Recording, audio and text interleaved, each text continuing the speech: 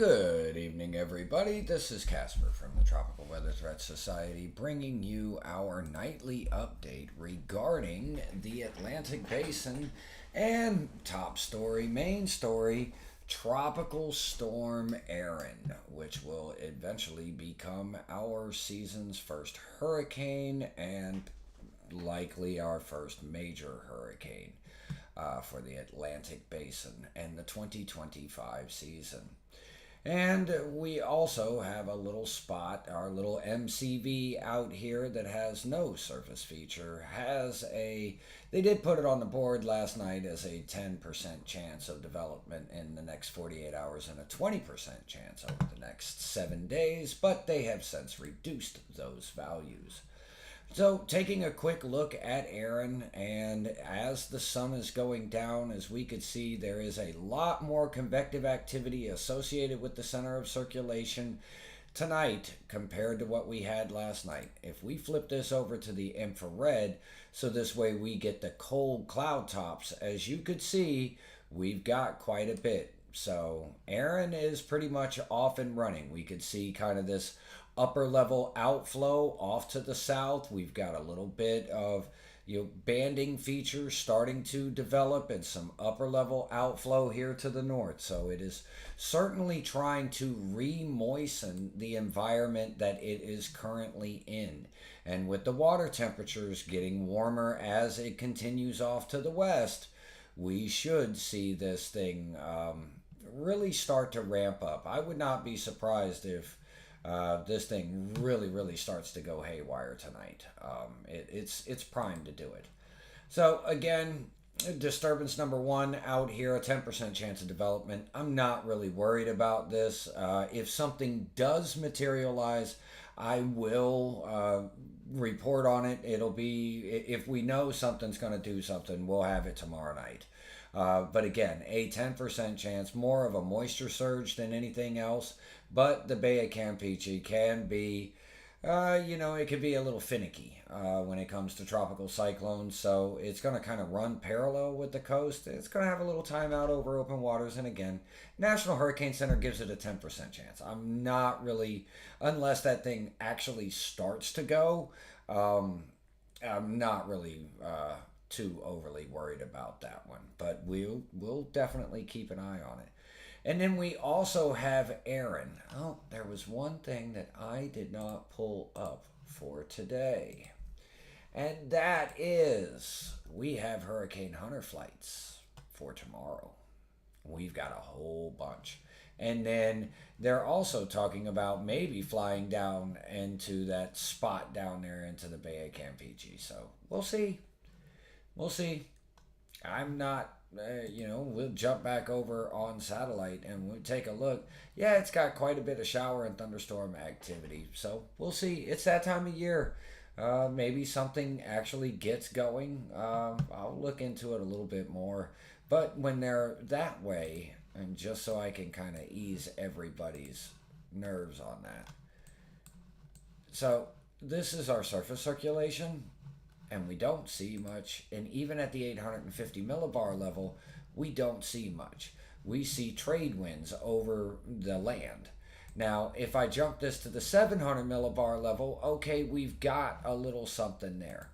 So in 500, we don't. We've just got more of a tropical wave and a trough axis. And as you can see here, there's going to be a little bit of potential shear as it gets onto the other side of the Bay of Campeche here. So, maybe. Doesn't seem like it, but as you could see with the change in the winds, maybe. Maybe a little bit. But that's not the main story. So, that's about all we're going to go ahead and talk about. That little disturbance. Now we'll focus in on Erin. And as we could see with the forecast track, we're going to zoom into the islands. We do not have the cone on the islands, but this is definitely too close for comfort. As you could see here, nobody is necessarily within the cone, but the wind field extends far outside the cone. There will be impacts. We already have key messages. Locally heavy rainfall, high surf and rip currents, and tropical storm force winds could occur in portions of the northern Leeward Islands, the Virgin Islands, and Puerto Rico this weekend as the core of Erin passes north of these islands. Interest in these areas should continue to monitor the progress of Erin. While there is still uncertainty in what impacts might occur in portions of the Bahamas, the east coast of the United States, and Bermuda next week, the risk of dangerous surf and rip currents across the western Atlantic Basin next week is increasing. As we approach the climatological peak of the hurricane season, this is an opportune time to ensure your preparedness plans are in place. If we take a look at the public advisory, currently we are located at 16.3 degrees north, 45.0 degrees west, about 1,200 miles east of the northern Leeward Islands. Maximum sustained winds 50 miles an hour, moving west at 17 miles an hour. But the critical component of this, because of the increased convection and thunderstorm activity we had around the core of the storm today, this was able to feel a little bit of a different flow. And now we've got it at 270 degrees, and we did not lose latitude from the previous primary advisory at 11 a.m.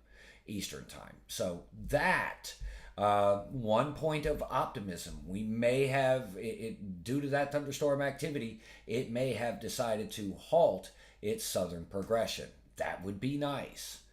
Minimum central pressure of 1,001 millibars. Pressures are starting to fall.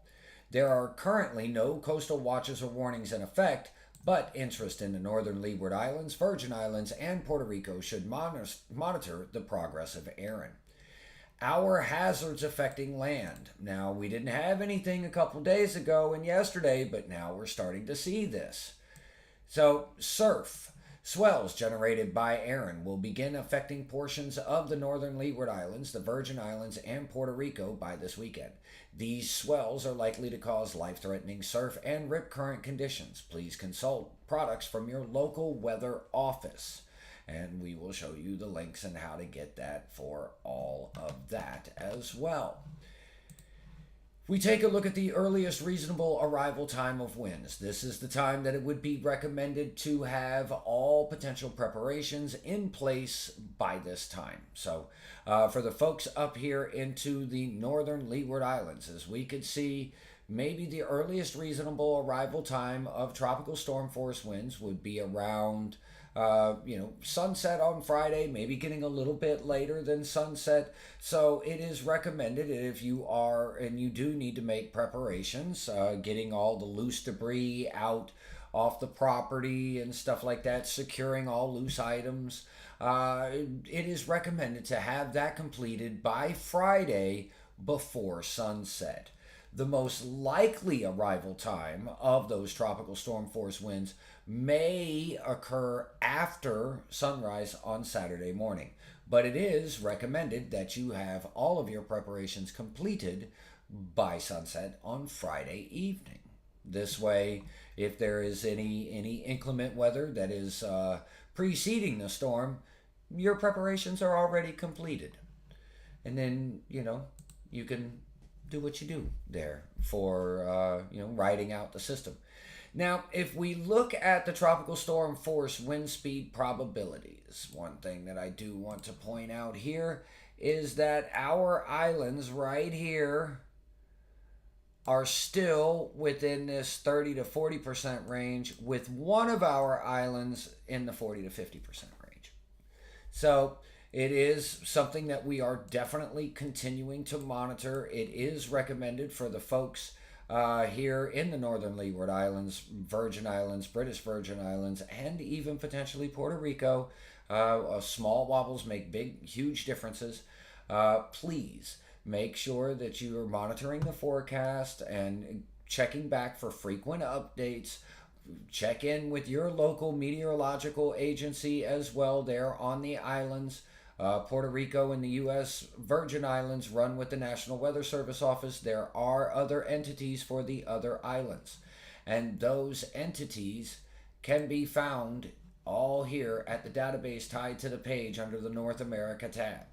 All the countries are right here, so you can click on anything and you could get out there and see what your official forecast and official advisories are. So, one thing that I do want to highlight here is what I've got up here tonight is the forecast advisory from the National Hurricane Center. This was issued at the 5. And I want to scroll down here because we're getting, 4 or 5 days out when we're looking at the potential for impacts. So we come over here and we look at the forecast wind outlook and the 34 knot wind field. Now, what this shows here is the wind field around the storm, and in certain quadrants. I will draw a circle here, and then we will get line through and line through. The National Hurricane Center forecasts these in quadrants. So you've got your northeast here, your southeast, your southwest. Oh, wow, that was bad. And your, we'll get it right, northwest. So if you look at these graphics, we've got here 130 nautical miles in the northeastern quadrant. We have 111 or 110 miles in the southeastern quadrant. We have 60 nautical miles in the southwestern quadrant and 110 miles in the northwestern quadrant. Now, knowing that this storm is going to pass off to the north, we could see the potential as the storm is on approach, maybe not see the tropical storm force winds. But the tropical storm force winds from this quadrant in the southeast compared to this quadrant in the southwest is almost double. So even though it is passing to the north, they could still potentially see those tropical storm force winds. What makes it even more concerning is that this wind field on day 5 grows even larger.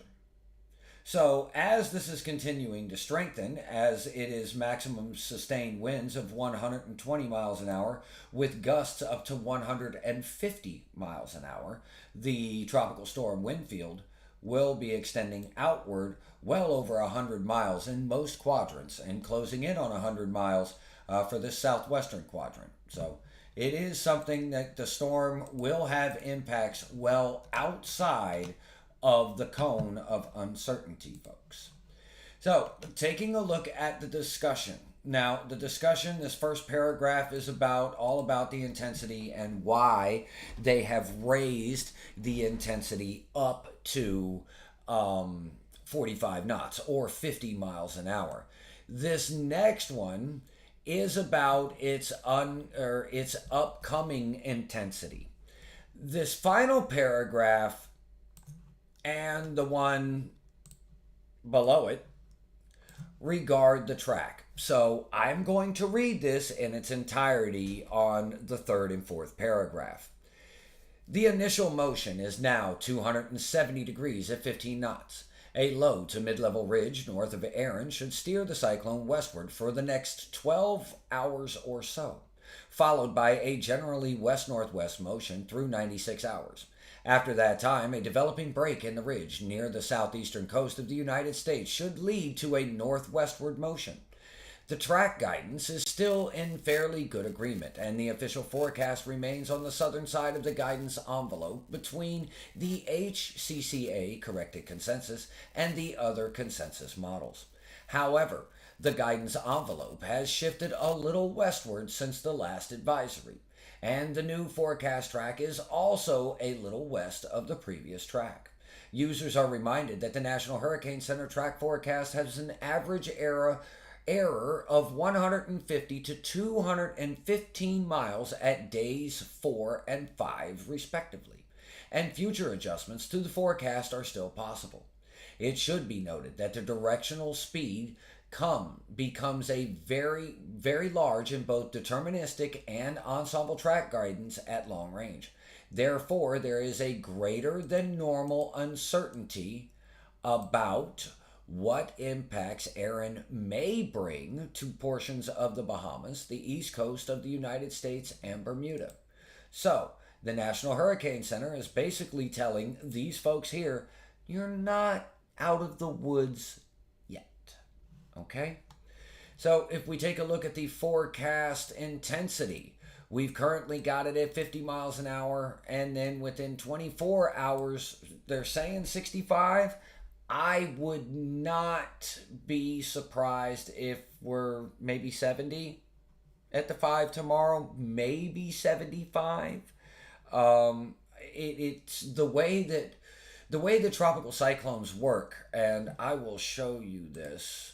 First, we'll go through the guidance here real quick, and as you can see, halves A and B are still well to the west. They are outliers over here to the west, and we've got a pretty good clustering of these, but they are starting to fan out a little bit more than what they had been.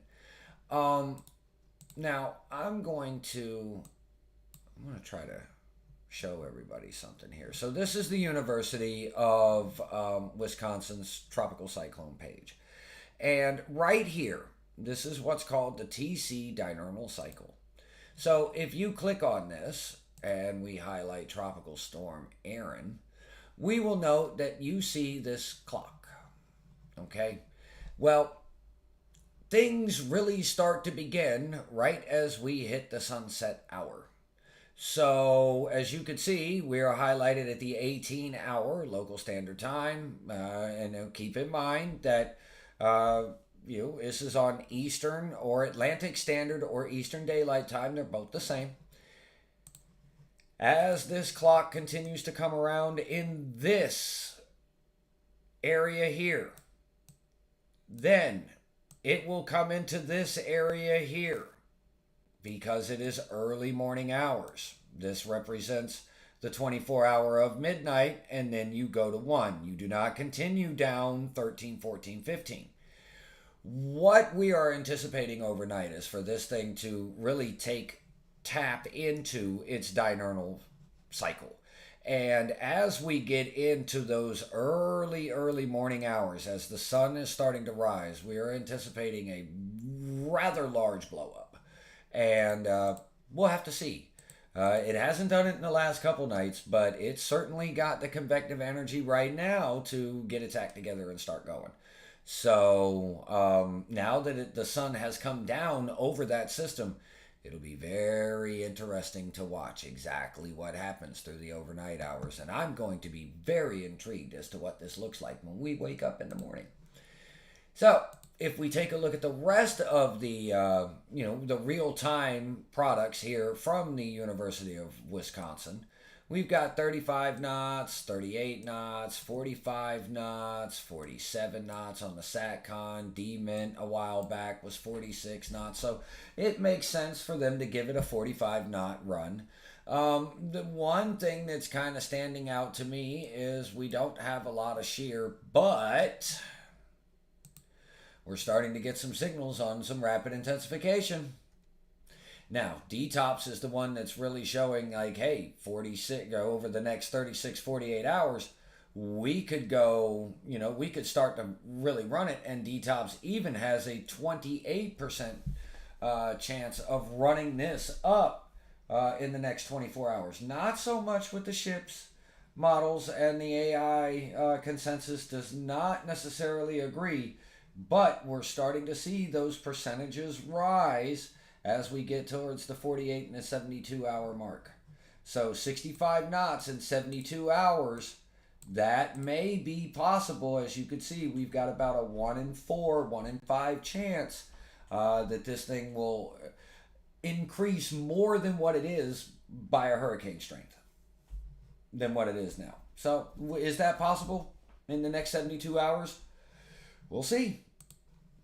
If we take a look at the overall sea surface temperatures, this is going to be the last night I show these because we're well within that thermodynamic range of being able to produce vigorous convection, and the water temperatures are only going to continue to increase on its westerly track. So I'm going to go ahead and cut this one down because pretty much everywhere right now is supportive of a tropical cyclone unless you get it up above 40 degrees north. So, we'll worry about that one at another time, maybe later on down the road.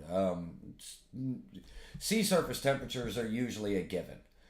All right, the official forecast track from the National Hurricane Center. As you can see, we haven't had much change. Let's see, I'll hit the refresh on this and see if I don't get the next one. There's the next one. We haven't had much change. Everything's been kind of set. There's a little bit shift to the south and to the west, just ever so slightly, not by a lot. We're going to have to continue to watch that. But here comes the issues. The GFS, as you can see, the GFS has been kind of windshield wiper back and forth, but its last run is off to the west. The Euro, this is where things got really concerning. The 12Z Euro really jumped out to the west today. The AI is not so much. I'll show you guys why that may be here in just a moment. But the Euro definitely got out way too far to the left. We hope that this is not signs of things to come. But folks here into the Carolinas and then along the east coast of the United States, don't write this off yet. Don't. It's too early. The UK Met drifting westward. The Canadian try to figure things out. The H Wharf still kind of staying within itself, like hasn't kind of bouncing back and forth within its own tracks. H Wharf intensity, as we can see here, Cat 4, Cat 3, Cat 4. H-Mon staying right on time with one another, kind of close to what the H-Wharf is calling for. H-Mon's just a little bit faster. Intensity, Cat 4, then starts to weaken here on day 5, maybe in association with that upper level anticyclone and kind of getting on the fringe edge of that and incurring quite a bit of increased and unwanted shear. Halves A, as we can see, gets a little bit close down here to the Turks and Caicos. This would be concerning. So folks here in the Turks and Caicos and southern Bahamas, you cannot write this one off yet, folks. You can't. I would love to say that, hey, this is going to go right between Bermuda, North Carolina, never touch Atlantic Canada, and everybody's going to be safe. No impacts. It's too early to tell yet, folks. I wish I could give you more than just that. But we're talking Cat 4 here and getting up 140, 145 miles an hour with Halves A. Halves B, as you can see here, kind of getting out here a little close, starting to make its turn. Not as close as what Halves A was to the Turks and Caicos, but Cat 4, 145, maybe even getting up towards 150 miles an hour. So that's concerning. That's very powerful. The COAMPS, this is from the United States Navy and the General Fluid and Dynamics Laboratory. As we could see here, it's still kind of up, shifting a little bit further to the south and to the west, but then recovers at the end of its forecast period. Intensity, Cat 4, and then kind of bouncing around there in the major hurricane.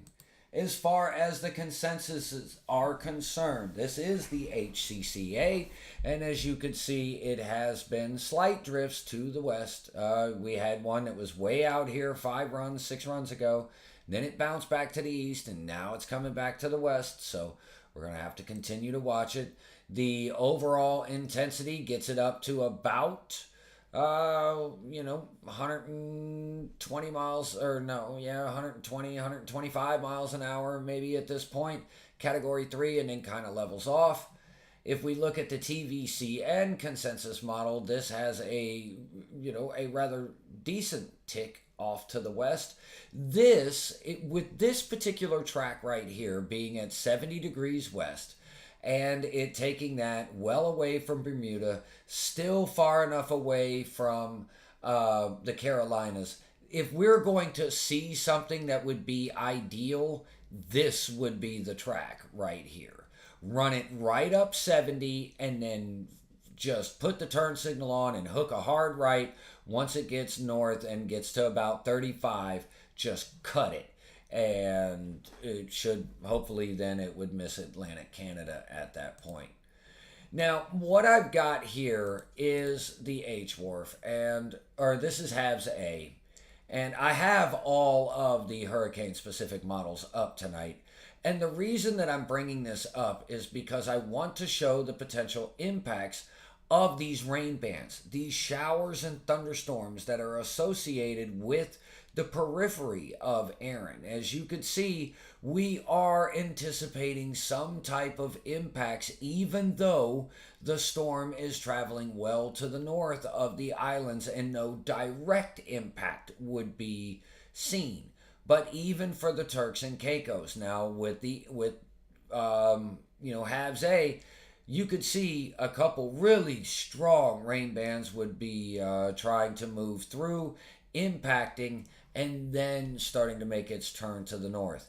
If we look at the overall wind field, they would definitely be seeing some potential tropical storm force winds at this point.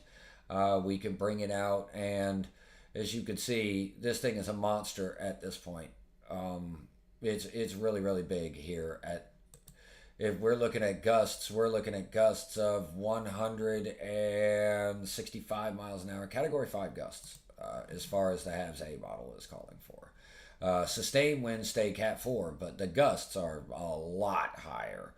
But I just wanted to make sure that I show everybody the simulated radar, because we've already taken a look at what the models show and as far as their trends are concerned. But this simulated radar does also highlight that just because the storm is not making a direct impact, we will have indirect impacts that could lead to potential flash flooding and some rather gusty and potentially gnarly little winds. Definitely inclement seas. So if you're on a boat, you don't want to be anywhere near this area, especially if it gets down to 932.1 millibars of central pressure. And at this point, 125 knots. We're looking at 145, 150 miles an hour with gusts reaching 170, 175. So, I mean, we're talking about Halves is all in on this, being extremely aggressive with it. If we compare that to the H Wharf, now, okay, I want to make sure that we're still running the 12Z. As you could see, there is expected to be some residual banding out there. H Wharf does not really show a lot. As you can see, it's kind of like bracketed by a square.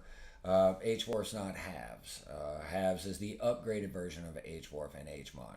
But I just wanted to make sure that I show everybody that there's definitely going to be impacts felt well outside of the cone itself.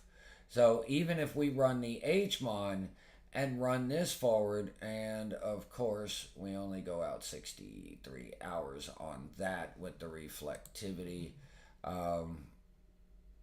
We're only going out 63 hours there with HMOD. But as you can see, we're already well into hurricane territory, closing in on Category 2. Now, taking a look at the models. We have had a shift back, as you can see. That's the 0Z run. There's the 12Z run. 0, 12. So there has been a potential shift there. And one thing that I am going to want to point out, and we can't necessarily see, but we got to watch that area right there in maybe about 8 days. Low signal, but we're going to have to watch it as this lifts up and lifts out down here in this area. We may have to watch for potential development. About 8 days. Like I said, low chance right now. Models aren't really too vigorous on it, but there is a possibility. If we take a look at the Euro AI, and all these, we're running these out 10 days. If we go the previous run to the 0Z, as you can see, the Euro AI has been rather chaotic. Really hasn't had a good feel on this pulling up to the north at all. Some do get uncomfortably close. If we run over to the GEFS, and I'm going to run down here just a little bit further so this way I can show you the previous runs. There's the 6Z and the 0Z from yesterday. So the 6Z really shifted to the east this morning, but then if you look at the 12Z, kind of spread things back out again. So uncertainty has increased over the last 24 hours. If we look at the Google DeepMind, now what I've got here, I've got it on day 8, and I've pulled up the tracks for here, let's go back to the beginning. It'll make it a little easier. So what I've got here is the tracks for Erin. This will include the Euro ensembles and the DeepMind ensembles, and I just added their previous model ensembles. So there's a lot of agreement here that this should stay and potentially shoot the goalposts between Bermuda and the east coast of the United States. It's not a guarantee. You could see we've got from well east of Bermuda to potentially even making landfall here into areas around Myrtle Beach and Wilmington, North Carolina. That's our spread. Okay, so you think we've got hundreds of miles of spread. The question is where is this, when and where is it going to start to make its turn to the north? That's the question. That's the million-dollar question that we all want to know the answers to. So what I am going to do now is I'm going to turn our tracks off. And the reason that I'm going to turn our tracks off is because I just want our dots. And I want to run this forward. And as you can see, we've got more waves. All right, we've got here at day 8, look at this the way that there's not necessarily any certainty, but we've got a decent amount of signal that something along one of these bays along the intertropical convergence zone could begin to develop and get its act together. The thing is, and this is the reason why I'm telling everybody to watch this frontman, is because if this frontman were to actually develop, we're going to turn our tracks back on. The steering flow may, and it becomes a little bit more likely because it's further south and it is a little bit further west. It becomes a little bit more likely that if that were to develop into anything or get organized, that it would move towards maybe populated interests at that point. So, just something, it's hurricane season, folks. And, they can develop at any time, anywhere, if given the right conditions, and especially with the tropical waves supporting it. So, we'll have to, it's just something that we'll have to keep a watch on. And if I continue to run this out, as you can see, the flow is there. A lot of uncertainty. There's no grouping. See how you have the grouping associated with Erin? We don't have that with anything back here. So there's a lot of ambiguity and a lot of uncertainty. It's that time of year, we're going to have to keep a watch on it. And it is highly recommended to check back with the National Hurricane Center at least once a day during this time of the year. I don't know why. Something is happening to your mic. How are you going to call me in the middle of it? Hold on. Let's see. Does that make it any better? I just stopped it and redid it. I haven't done anything, folks, I promise.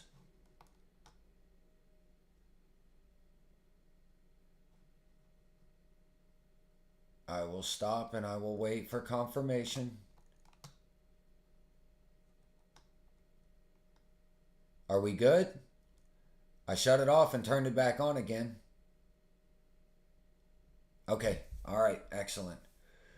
I did the old classic. Turn it off, turn it on again. All right, I do apologize for that. My bad.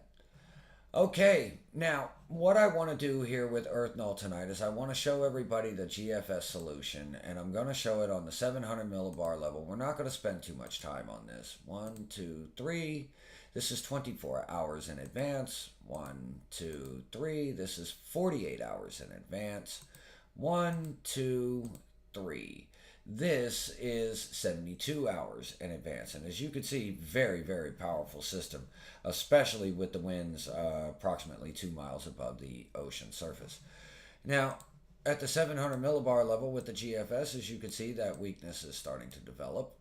And as we continue to take this forward, 1, 2, 3, we get this little shortwave energy piece right here that really breaks down the high, and then it allows it to go out.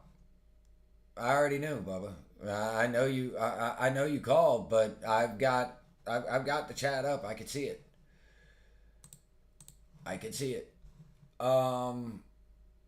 So as I continue to run this forward, our big player, as far as the GFS is concerned, will be that shortwave. It helps keep the high pressure back. You could see the high pressure ridge over the United States here, right here. And this low is what is going to be kind of the weakness maker between these highs. So it right now, with the uncertainty and the ambiguity in the models, we just go back to now, because the GFS and the euro vary widely, and it's big time, and I will show you that. Real quick on our dust run, we'll run this model out and let everybody see that the Saharan air layer and the dust not necessarily over and done with just yet. Look at what happens with Erin and the dust. Erin gets up on the west side of the dust and then happens to kind of like bend this back around, and we cause a massive little area of high pressure here that gets incorporated with that dust. As we get it out towards the end of the model run, as you can see, that's a decent amount of dust. But then we also have, take a look behind it, day 10, so to say, we may have something right there. You're starting to see that swirl. Now, I know that I said what I said about day 8, and I will put it here on day 8. And as you can see, there's going to be quite a bit of dust in the region. So it's unlikely that something develops, but it's just the fact that if it were to develop right there, its angle of approach would be cut off, and it becomes likely at that point that something were to definitely start messing around with people in their lives somewhere. So this is kind of the big one. And Keith, if you're still in the live, this is the one for you there, brother. We've got the Euro Legacy on the upper left. We've got the Euro AI on the upper right. And we have the GFS in the bottom left. These three graphics are representative of the 500 millibar height. And these are all 12Z run from their operational runs. Now, as we continue to crawl this forward, we see Erin out there. All three models are in pretty close agreement. GFS turns a little bit earlier than what the Euro and the Euro AI show. Now, the GFS is already well lifted. The Euro and the Euro AI is getting a little bit further to the west. And the Euro Legacy is quite concerning because, as you could see here, this high pressure is much stronger and a little bit further to the west than what we were calling for. On top of that, if we go to about day 6, you will also note, let me get rid of that. You will also note that this is running a little bit stronger. This is running a little bit stronger. And this is, but it's further to the north. And it delays the potential weakness in the high because the GFS was up high enough to kind of take advantage of this little shortwave trough that was right there. This little piece right here. Well, basically this little piggy. And can Erin go to the market? This feature right here.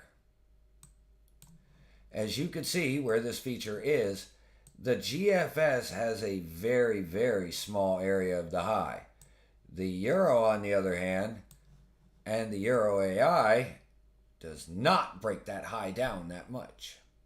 GFS does. Plus, the GFS is a little bit further to the north. And you know, latitude plays a huge, huge factor in this. Major factor.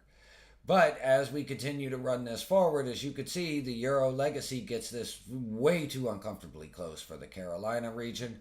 The Euro AI, as you can see, also gets it a little bit uncomfortably close. But this is like way too close. I don't like this at all, because one little shift to the west and now we have direct landfall.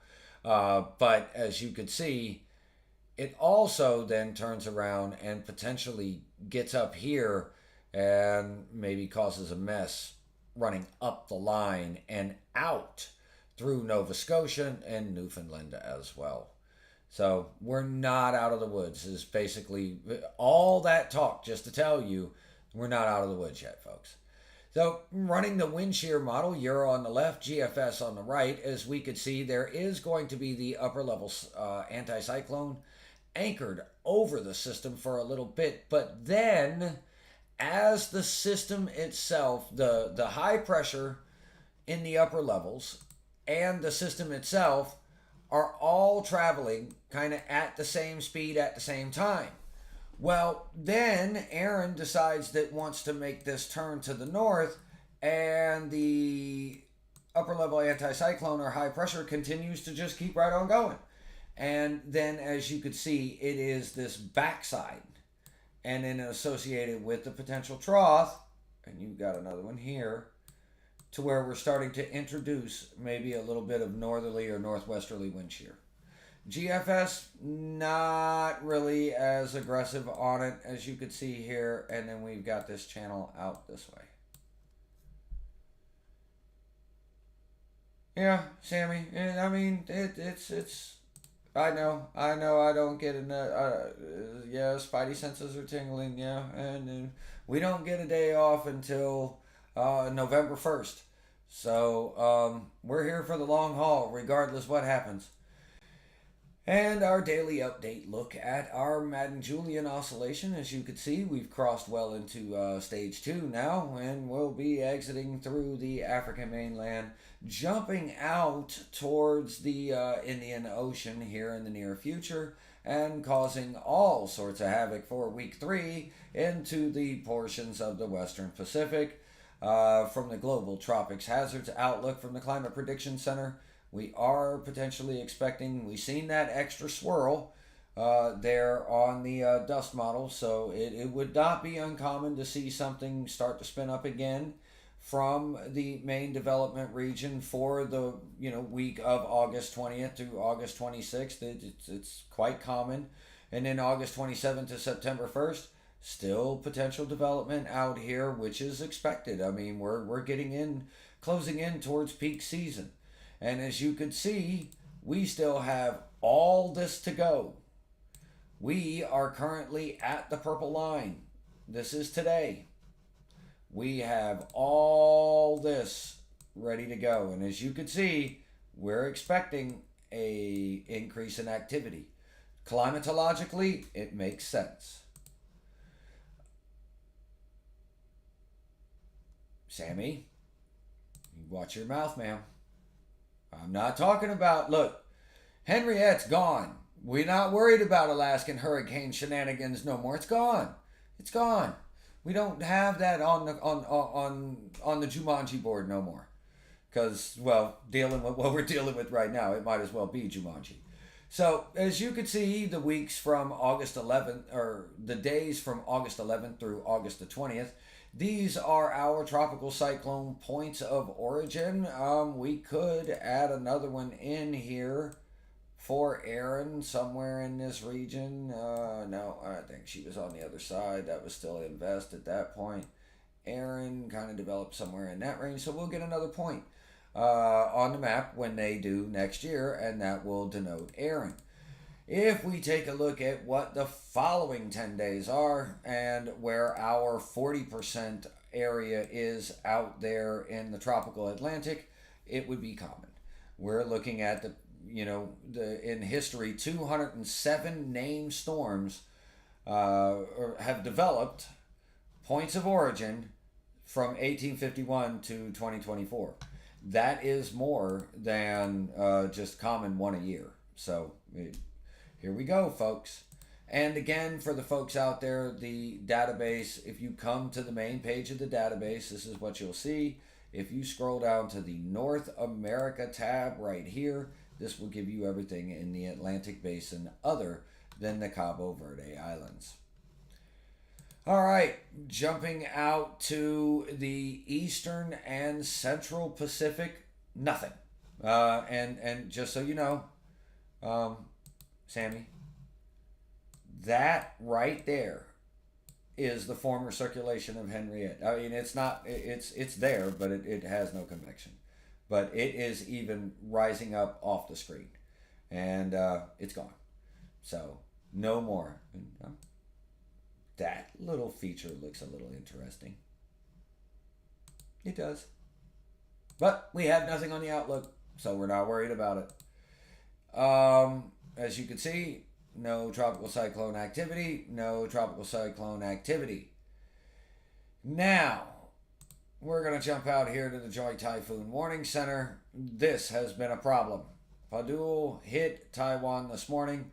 Had a very, very interesting graphic that was being shared across social media. Kind of showing, saying, hey, almost looked like I might have had drawn that thing, but I didn't, I promise. It caused some significant impacts to the island of Taiwan. Our last graphic on it, as you can see, 45 knots, but it did come across the southern part of the island here and caused some significant impacts and a very, very interesting graphic this morning as it was making landfall. That was quite different. We'll say that. I'm not going to say exactly what it was on the live, but if you guys want to know, just let me know afterwards, and I will be more than happy to show you the graphic. And it's humorous, but you better grab your mind and throw it in the gutter and kind of stomp on it for a little bit, because it's bad. It's bad.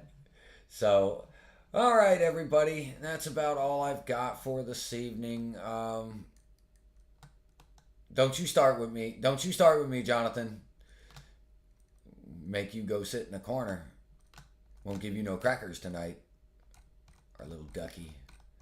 Don't you start with me. I'll quack quack all over here in this live stream. Don't you do it. I've been working all day long. You know what time it is. So, all right, everybody, and I'm going to go ahead and sign off here this evening before it gets a little crazy between the live stream and the chat, because, well, I'm just in one of those moods. So I'll troll, I'll play. So no, let's not. Let's just keep it professional. Let's keep it up front, and we'll talk to everybody tomorrow night. We'll keep an eye on this spot out here in the Gulf as it rolls through the Bay of Campeche here, and of course we'll be all eyes on Erin. I'm eat, breathe, sleep Erin right now, so it's not going to make any kind of movement without us knowing about it. No doubt about it. We've been monitoring all models when they come out. So with that, everybody, we'll be live again tomorrow night, 6 p.m. Eastern, 5 p.m. Central here on YouTube and Facebook. So join us. We'll be here. So have a wonderful evening, everybody. We'll talk to you tomorrow night. Good night.